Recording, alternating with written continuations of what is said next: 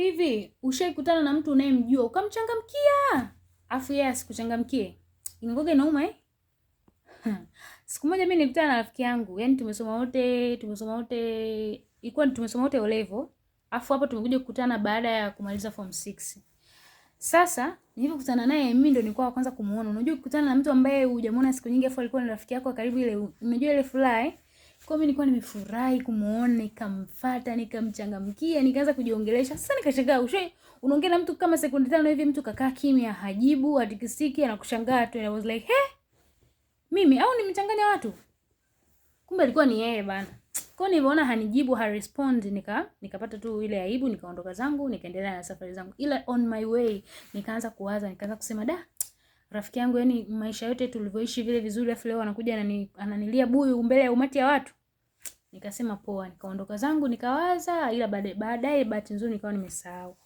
Siku nyingine zikapita, siku nyingine nikaja nikakutana na rafiki yangu mwingine ambaye pia tulisoma naye O level, lakini huyu alikuwa anakaa karibu na yule mwingine zamani. Sasa katika story nikawa nimemwambia yule bwana, ili kuna siku fulani nimekutana na mtu fulani, lakini yani kanilia buyu, kanisalieni, namsalimia kama vile hanijui.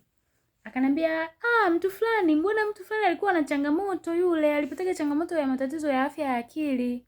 Kwa kuna muda huwa anapoteza kumbukumbu.